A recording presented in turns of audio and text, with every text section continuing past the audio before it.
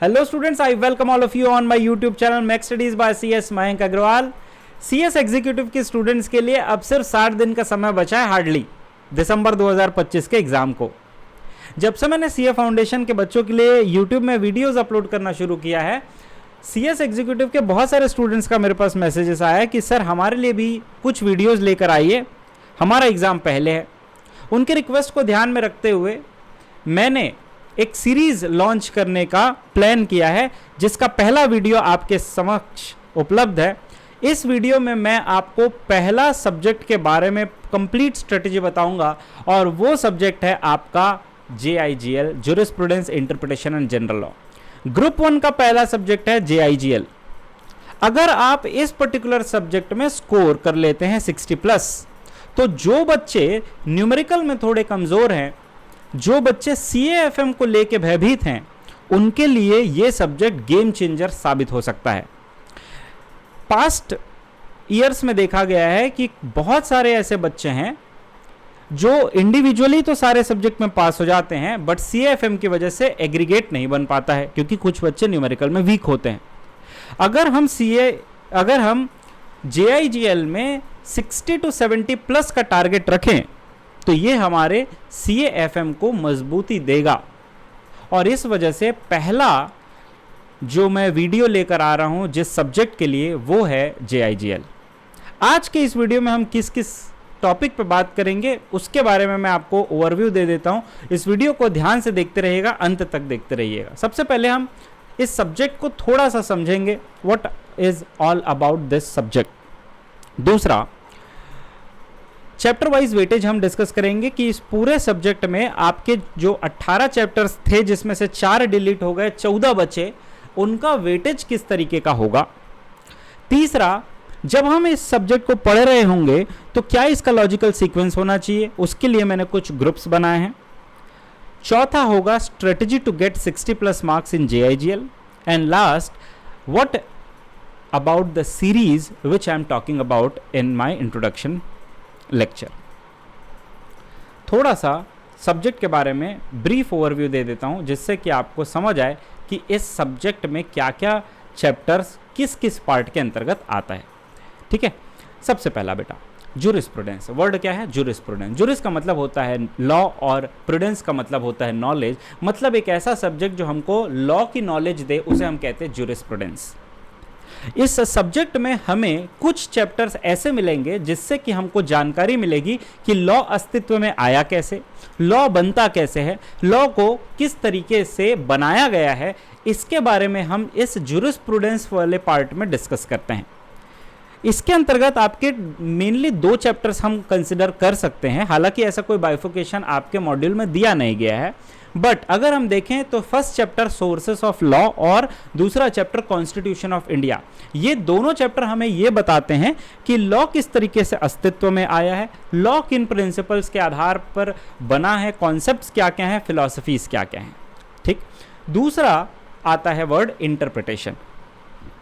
देखिए, लॉ को जितने भी लोग थियरी समझते हैं, अगर वो CS एग्जीक्यूटिव के किसी भी लॉ पेपर को उठाकर देखेंगे तो उनको समझ आएगा कि भैया लॉ थियरी नहीं है,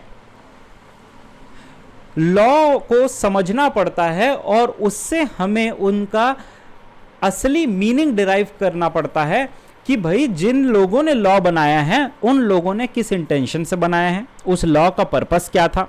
और अगर ऐसे कुछ शब्द जो कि बिल्कुल क्लियरली मेंशन नहीं है तो उनके पीछे के मतलब क्या है, इसको पहचानने की जो कला है उसे हम कहते हैं इंटरप्रिटेशन।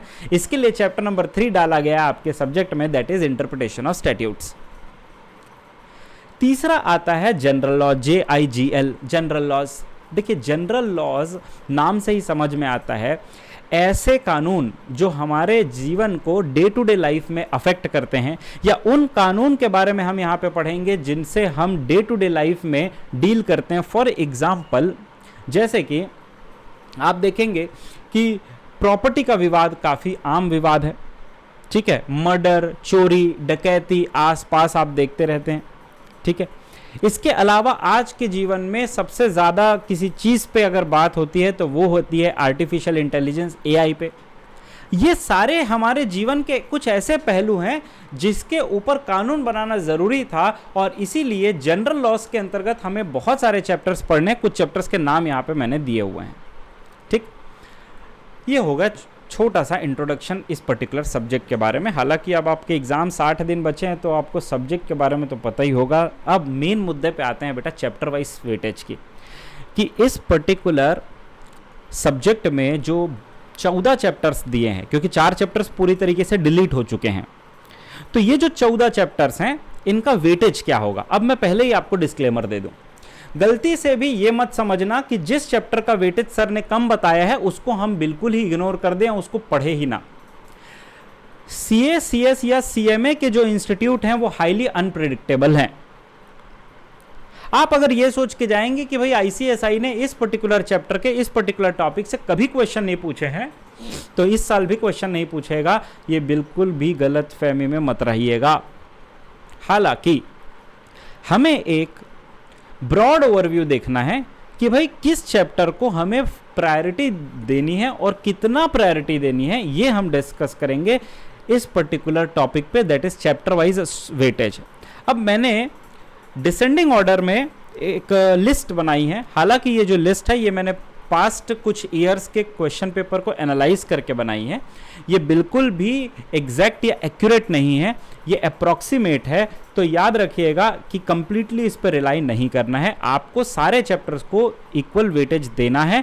लेकिन ऐसे कुछ चैप्टर्स होंगे जो काफ़ी ज़्यादा बड़े हैं, जिससे बहुत कम क्वेश्चंस आए हैं, उनको आप लास्ट में प्रायोरिटी देंगे, इसका ये मतलब है। ठीक है, हालांकि देखते हैं।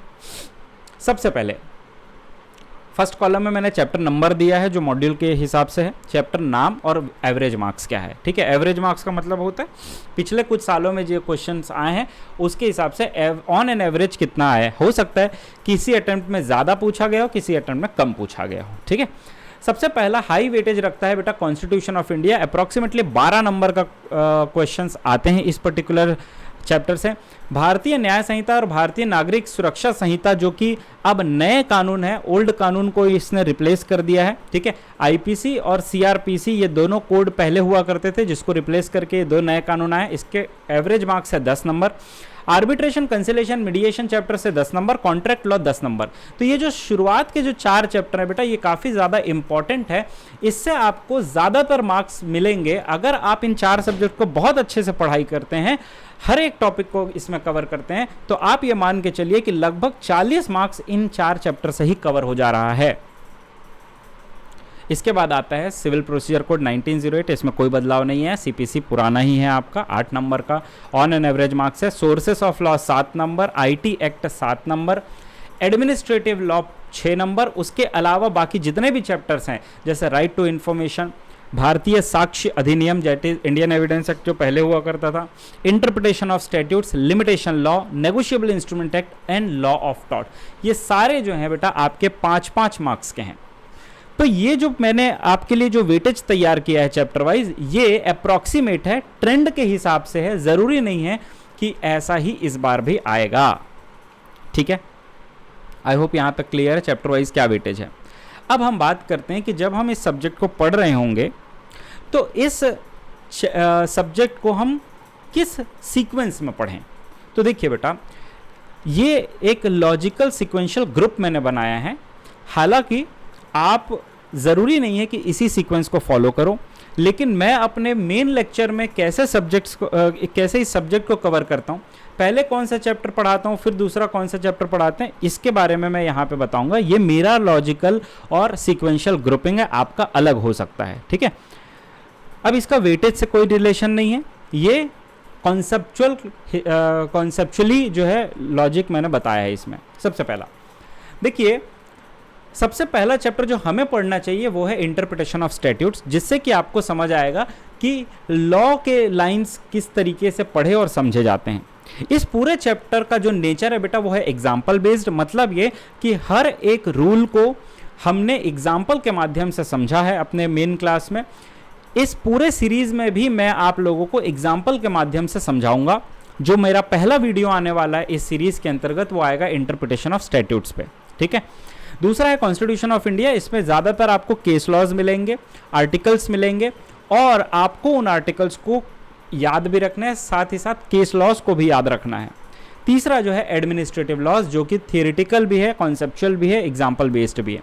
तो ये 3 चैप्टर का एक ग्रुप बनता है। जब आप पढ़ेंगे तो इस सीक्वेंस में पढ़ेंगे तो ज़्यादा बेहतर होगा आपके कॉन्सेप्चुअल क्लैरिटी के हिसाब से, ठीक है, वेटेज के हिसाब से मैं नहीं बात कर रहा हूँ अभी। तो पहला इंटरप्रिटेशन ऑफ स्टैट्यूट, दूसरा आप कॉन्स्टिट्यूशन ऑफ इंडिया कर सकते हैं, तीसरा एडमिनिस्ट्रेटिव लॉ कर सकते हैं। उसके बाद जो अगले 4 चैप्टर्स हैं वो ऐसे हैं जो कि बेसिकली एक दूसरे से इंटर रिलेटेड हैं। जैसे सबसे पहले आता है टॉर्ट्स, ठीक है, उसके बाद आता है civil procedure code, then criminal laws में आता है बीएनएस एंड बीएनएसएस, और उसी से रिलेटेड आता है भारतीय साक्ष्य अधिनियम, that is Indian evidence act. तो जब मैं आप लोगों को मेन क्लास में पढ़ाता हूं तो मैं इसी सीक्वेंस में पढ़ाता हूं जिस सीक्वेंस में मैंने यहाँ पे दिया हुआ है, और यही सीक्वेंस में इस सब्जेक्ट को पढ़ना भी चाहिए, ये मेरा ओपिनियन है, ठीक है। चारों चैप्टर्स का जो नेचर है वो है कॉन्सेप्चुअल एग्जाम्पल बेस्ड। क्या मतलब हुआ इसका, कि आपको जब तक कि इन सारे चैप्टर्स के कॉन्सेप्ट क्लियर नहीं होंगे तब तक कि आप एग्जाम में इससे रिलेटेड क्वेश्चन सॉल्व नहीं कर सकते हो। आपको एक केस बना के दे दिया जाएगा और बोलेगा कि बताइए ये डकैती है कि रॉबरी है। अब आपको अगर पता ही नहीं है कि डकैती और रॉबरी में फर्क क्या है तो आप लिखेंगे क्या, है ना। इसीलिए जरूरी है बेटा कि इन सारे चारों चैप्टर्स को आप कॉन्सेप्चुअली पढ़ें, एग्जाम्पल के माध्यम से पढ़ें, जिससे कि आपको इन सब का कॉन्सेप्ट बहुत ही अच्छे से क्लियर हो, केस स्टडी आप बना सके जो एग्जाम में आएंगे। इसके बाद कमर्शियल लॉज से रिलेटेड कुछ लॉज आपके एग्जाम में दिए हुए, जैसे कॉन्ट्रैक्ट लॉ, कंप्लीटली यहाँ पे कॉन्सेप्चुअल एग्जाम्पल बेस्ड है। इसको आप जितना ज्यादा हो सके स्टोरी के फॉर्म में याद रखेंगे तो आपके लिए ज्यादा फायदेमंद होगा। इसके बाद आता है नेगोशिएबल इंस्ट्रूमेंट एक्ट। पहले आप कॉन्ट्रैक्ट लॉ पढ़िए, फिर नेगोशिएबल इंस्ट्रूमेंट एक्ट पढ़िए, क्योंकि नेगोशिएबल इंस्ट्रूमेंट एक्ट थोड़ा टेक्निकल है, कॉन्सेप्चुअल भी है। एक और लॉ होता था इसी से related, that is sale of goods act और स्पेसिफिक रिलीफ एक्ट। ये दोनों को डिलीट कर दिया गया है आपके दिसंबर 2025 के सिलेबस के हिसाब से, तो ये 2 चैप्टर हमको नहीं पढ़ने हैं। इसके अलावा बहुत इंपॉर्टेंट आता है एग्जाम पॉइंट ऑफ व्यू से वेटेज वाइज भी, और वो है आर्बिट्रेशन, कंसिलेशन एंड मीडिएशन। ये भी थोड़ा टेक्निकल है। लिमिटेशन लॉ भी काफी ज्यादा टेक्निकल है, लेकिन इन सभी को अगर हम एग्जाम्पल के माध्यम से पढ़ते हैं तो आपको बहुत ईजिली समझ में आ जाएगा क्या, कैसे और कब हमें इन सारी चीज़ों को कवर करना है। ये धीरे धीरे हम बात करेंगे अगले 20 दिनों में, ठीक है। अगला है बेटा, लास्ट पार्ट है आरटीआई एक्ट, आईटी एक्ट और सोर्सेस ऑफ लॉ। देखिए आरटीआई एक्ट जो है, राइट टू इन्फॉर्मेशन, सबसे इजी चैप्टर है, ठीक है। एक क्वेश्चन डेफिनेटली इससे पूछा जाता है, तो आपके लिए एक हाई स्कोरिंग एरिया हो गया कि छोटा सा चैप्टर है, इसको जल्दी से जल्दी कवर कर ले, अच्छे से कवर कर ले, तो हमारा जो है 5 नंबर लगभग कवर हो जाए इससे, 5-6 नंबर। दूसरा आईटी एक्ट थोड़ा टेक्निकल है, लेकिन ये आप मान के चलिए कि अगर आप इसको एग्जाम्पल के माध्यम से समझते हैं तो थोड़ी बहुत चीज़ें समझ आएंगी। जो आईटी बैकग्राउंड के बिल्कुल भी नहीं है उनको सिर्फ प्रोविजन याद रखना है, और वो बहुत ही सिंपल तरीके से समझाया जाएगा मेरे द्वारा। अगला है सोर्सेस ऑफ लॉ। ये लास्ट चैप्टर है और उसको आपको लास्ट में ही करना है। क्यों? तो बेटा जिस तरीके से हिस्ट्री में आपको याद रखना होता है डेट्स और भी बहुत सारी चीज़ें, तो बच्चा हिस्ट्री को लास्ट में पढ़ता है ताकि फ्रेश याद रहे। उसी प्रकार से sources of law completely theoretical है। किस महापुरुष ने कानून के बारे में क्या कहा है उसके बारे में ही हमें इस चैप्टर में पढ़ना है सोर्सेस ऑफ लॉ में।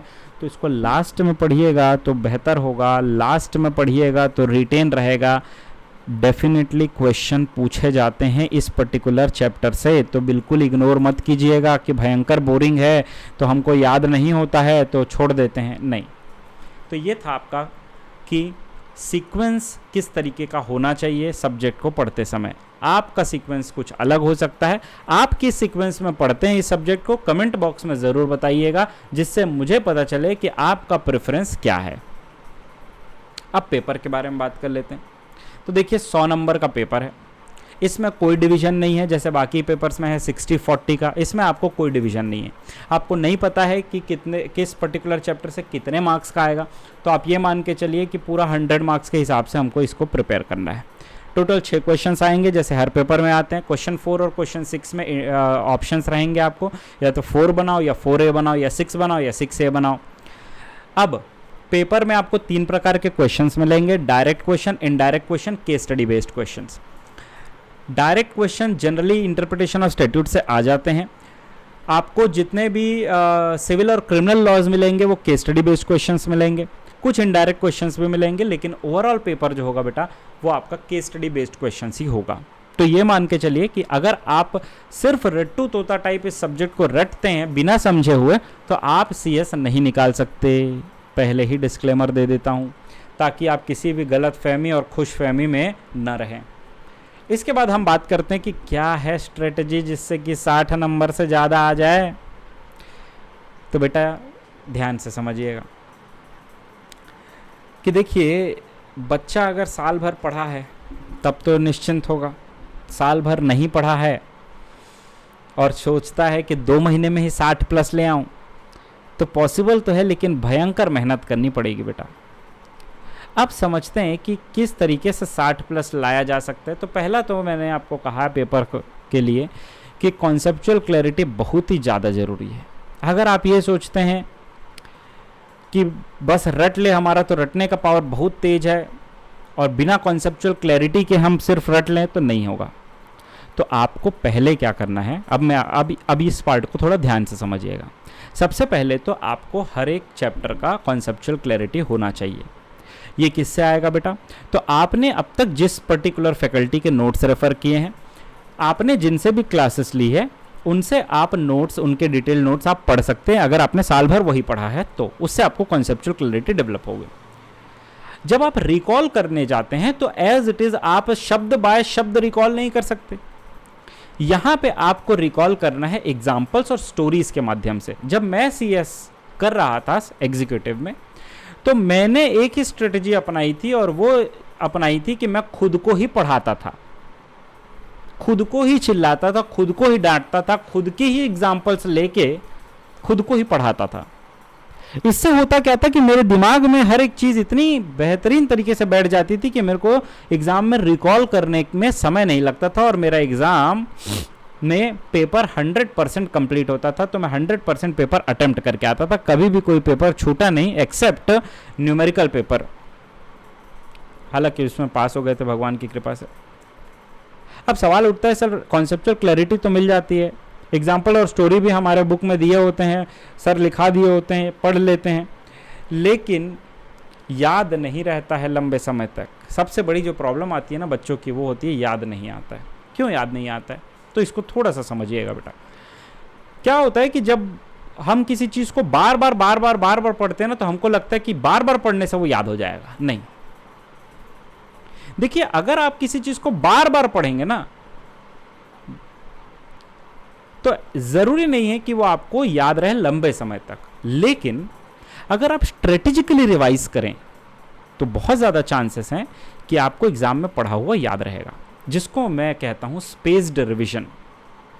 अब ये स्पेस्ड रिवीजन होता क्या है बेटा? तो ध्यान से समझिएगा। स्पेस्ड रिवीजन का मतलब होता है कि आप जब रिवाइज कर रहे होते हैं तो कितने ड्यूरेशन में आपका रिवीजन होना चाहिए। जैसे हम बोलते हैं ना, एग्जाम के पहले 3 बार रिवाइज हो जाना चाहिए, वो तो ठीक बात है, लेकिन ये 3 बार क्या होना चाहिए? क्या आज आप अगर फर्स्ट डे पे हैं तो क्या आज ही आप 3 बार रिवाइज कर लें और उसके बाद सीधा JIGL के एग्जाम में बैठ जाएं? नहीं। तो स्पेस्ड रिवीजन का मतलब क्या होता है? देखिए, जो भी आप चीज़ें पढ़ रहे हो तो सबसे पहले आप ट्राई कीजिए कि आप उसको 24 घंटे के अंदर रिवाइज कर लीजिए। ठीक है, जैसे सुबह आपने कोई चीज़ पढ़ी 7 बजे, तो अगले दिन 7 बजे से पहले पहले उसको रिवाइज कर लीजिए। चाहे वो 6 बजे रिवाइज कर लीजिए, 5 बजे रिवाइज कीजिए, सुबह सुबह रिवाइज कर लीजिए। तो पहला होता है बेटा 24 घंटे। लेकिन इसमें एक और चीज़ आती है, अभी तो रिवीजन स्टेज में हो आप लोग। अगर कोई बच्चा पहली बार पढ़ रहा है तो उसके लिए एक और यहाँ पे बात आती है, और वो आती है कि जब कोई बच्चा एक टॉपिक को पढ़ता है ना, तो उस टॉपिक के तुरंत बाद वो दूसरे टॉपिक पे जंप कर देता है, तीसरे टॉपिक पे जंप कर देता है, चौथे टॉपिक पे जंप कर देता है, ये सोच के कि भैया मेरा तो पहला वाला कॉन्सेप्ट दिमाग में बैठ गया। ऐसा नहीं है। आप जैसे ही 5वें टॉपिक तक पहुंचोगे, पहला टॉपिक पूरा सफाचट हो गया होगा। क्यों? क्योंकि आपने रिवीजन ही नहीं किया है। अब सवाल उठता है कि सर रिवीजन तो हम बाद में करते हैं ना। नहीं बेटा, जब भी आप किसी टॉपिक को पढ़ते हैं तो पढ़ने के बाद तुरंत बुक को बंद करके आप आंख बंद करके रिकॉल कीजिए कि भैया आपने जो पढ़ा है उसमें से कितने पॉइंट्स आपको याद आ रहे हैं। अगर 5 पॉइंट पढ़ा है तो क्या पांचों पॉइंट याद आ रहे हैं? उस 5 पॉइंट में क्या लिखा था? तो सबसे पहली जो यहां पे चीज आती है वो आती है कि आपको रिवीजन करना है इंस्टेंट। हाँ, सबसे पहला क्या है बेटा? सॉरी, सबसे पहला क्या है? Instant revision. इंस्टेंट रिवीजन मतलब जैसे ही आपने कोई टॉपिक पढ़ा तुरंत आप आंख बंद करके उसको रिवाइज कीजिए और उसके बाद अगले में मूव कीजिए। दूसरा रिवीजन होता है 24 घंटे में, मतलब आपने अगर कोई चीज़ 7 बजे पढ़ा है तो अगले दिन के 7 बजे से पहले पहले आप उसको रिवाइज कर लीजिए। अब ऐसा नहीं है पहले पहले बोले हैं तो सुबह के आज 7 बजे पढ़े हैं तो 9 बजे फिर से रिवाइज कर लिए, 24 घंटे के अंदर तो पढ़ लिए ना, आसपास 24 घंटे के आसपास, ठीक है। इसके बाद आप तीसरा जो रिवीजन कीजिएगा वो 7 दिन के बाद कीजिएगा और लास्ट रिवीजन आप कीजिएगा 21 डेज के बाद, 21st डे पे। अब अगर आप इस तरीके से रिवीजन करते हैं ना बेटा, पहला इंस्टेंट रिवीजन, फिर 24 घंटे के अंदर, फिर 7 दिन के अंदर, फिर 21 दिन के अंदर, तो वो आपका लंबे समय तक आपको याद रहेगा, ठीक है। तो ये है स्पेस्ड रिवीजन कैसे किया जाता है। ये सिर्फ JIGL के नहीं बल्कि सारे लॉ के ऊपर अप्लाई होगा।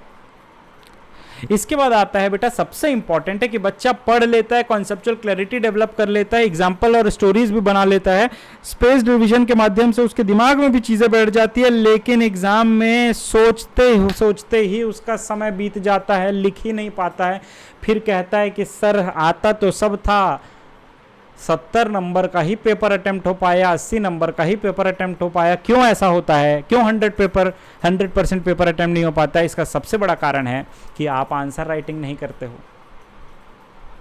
सबसे इंपॉर्टेंट है आंसर राइटिंग। और आंसर राइटिंग में अगर आपको नए क्वेश्चंस नहीं मिल रहे हैं तो आप PYQ एनालाइज कीजिए कि इस चैप्टर से क्या क्या आपको PYQ मिलेगा। अब ये सारी चीजों को अगर मैं ही आपको करके दे दूं तो आपका काम सिर्फ क्या होगा? मेरे YouTube चैनल पे रोजाना 1.5 घंटे का वीडियो देखना और उसके बाद आपका JIGL मेरे भरोसे छोड़ देना। तो बेटा सबसे पहली चीज तो यहां पे ये है कि आपको इस पर्टिकुलर YouTube चैनल पे क्या मिलेगा, इसके बारे में अब मैं थोड़ा सा डिस्कस आपसे कर लेता हूं, ठीक है। तो मैं लेकर आ रहा हूं आपके लिए एक रिवीजन सीरीज जिसमें मैं आपके लिए 4 चीज़ें करूंगा। हर दिन एक वीडियो मेरे YouTube चैनल पे अपलोड होगी। अभी मैंने पहला जो सब्जेक्ट उठाया है वो JIGL का उठाया है। JIGL में टोटल 14 चैप्टर्स हैं। एक दिन हम चैप्टर रिवाइज करेंगे, दूसरे दिन हम उसका आंसर राइटिंग सेशन करेंगे विद PYQ एनालिसिस। तो इससे क्या क्या फायदा होगा? सबसे पहले जब हम एक चैप्टर का रिवीजन करेंगे 1 शॉट, ठीक है, अब क्योंकि समय नहीं बचा है हर एक चीज को बहुत इन डेप्थ पढ़ने में, तो मैं फ्लो चार्ट के माध्यम से आपको हर चैप्टर को रिवाइज करवाऊंगा। रिवाइज इस तरीके से कराऊंगा कि आपके सारे टॉपिक्स भी कवर हो जाएंगे। कुछ टॉपिक्स पे हम ज्यादा फोकस करेंगे और कुछ टॉपिक्स को हम पढ़ेंगे तो जरूर, लेकिन उसको हम इस तरीके से पढ़ेंगे कि वो आपके नजरों के सामने से तो चला जाए, आपको उस पर बहुत ज्यादा मेहनत करने की आवश्यकता ना पड़े। तो पहला 1 शॉट रिवीजन होगा। उसके साथ उसी चैप्टर का, जिस चैप्टर का हमने 1 शॉट रिवीजन लिया है, उसका ही आंसर राइटिंग हम प्रैक्टिस करेंगे। इससे क्या फायदा होगा बेटा? तो जब आप आंसर राइटिंग प्रैक्टिस करेंगे तो आपको एग्जाम में आंसर की शुरुआत कैसे करनी है और खत्म कैसे करना है, कितना लिखना है कितना नहीं लिखना है, ये सोचने में समय नहीं जाएगा अगर आप आंसर राइटिंग प्रैक्टिस मेरे साथ डेली करते हैं तो।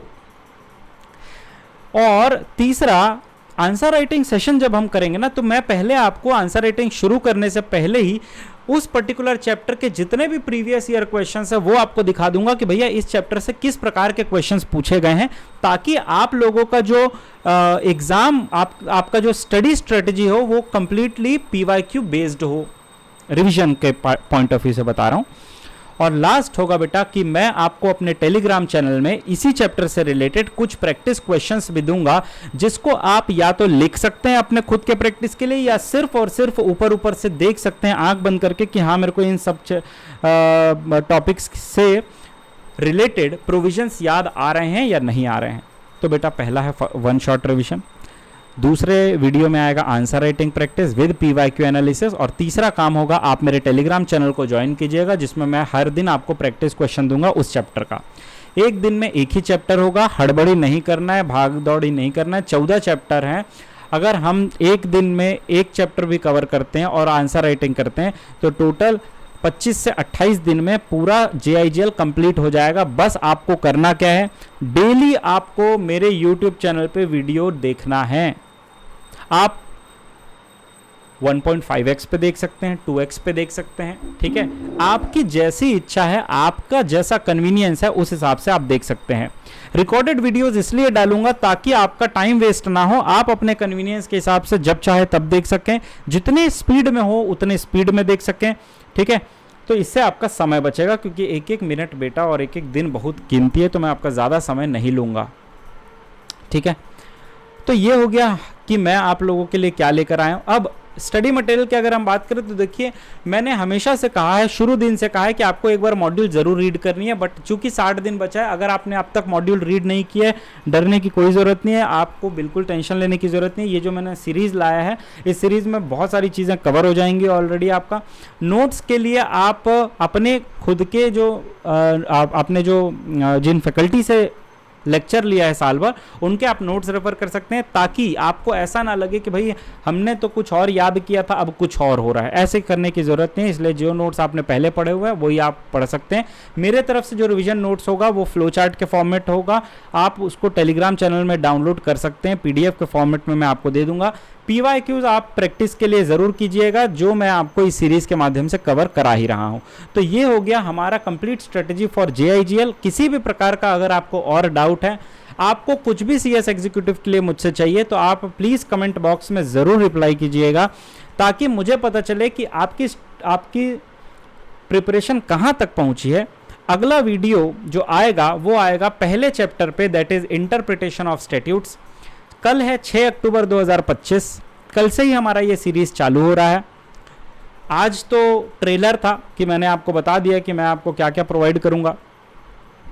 आप बस मुझे इतना बताइएगा कि किस समय आपके लिए ज़्यादा सूटेबल होगा। कमेंट बॉक्स में समय ज़रूर बताइएगा कि किस टाइम पे आप जनरली लेक्चर देखते हैं, उस समय पे मैं वीडियो अपलोड कर दूंगा। अगर आप में से किसी का भी कोई रिप्लाई नहीं आता है, ठीक है, टाइम से रिलेटेड, तो फिर मैं अपने अकॉर्डिंग आपको इन्फॉर्म कर दूंगा कि किस समय पे डेली वीडियो आएगा, और समय फिक्स रहेगा बेटा, है ना। ऐसा नहीं है कि एक दिन किसी और समय, दूसरे दिन किसी और समय, तो टाइमिंग जो है वो फिक्स रहेगी अनटिल एंड अनलेस आपका बहुत ज़्यादा रिक्वेस्ट नहीं आ जाता कि सर इस टाइम पे अगर वीडियो अपलोड करोगे तो ज़्यादा बेहतर रहेगा, ठीक है। तो जिस टाइम पे ज़्यादा बच्चे देखेंगे उस टाइम पे मैं वीडियो अपलोड करूँगा। तो ये फीडबैक मुझे आपसे चाहिए। बाकी मिलेंगे अगली क्लास में, अगले वीडियो में। तब तक के लिए मेरे YouTube channel Max Studies by CS Mayank Agarwal को सब्सक्राइब कर लीजिएगा। जितने भी आपके फ्रेंड्स हैं उनको ज़रूर शेयर कीजिएगा, क्योंकि ये 60 दिन आपके अटेम्प्ट के लिए बहुत इंपॉर्टेंट होगा। JIGL के समापन के बाद आपके रेस्पॉन्स को मद्देनज़र देखते हुए हम दूसरे सब्जेक्ट में स्विच करेंगे उसके बाद, ठीक है। तो पहला target JIGL complete strategy for JIGL is completed. Now we will move on to chapter wise revision with answer writing and PYQ analysis. बहुत बहुत धन्यवाद, मिलेंगे अगली क्लास में। Till then bye bye, thank you so much.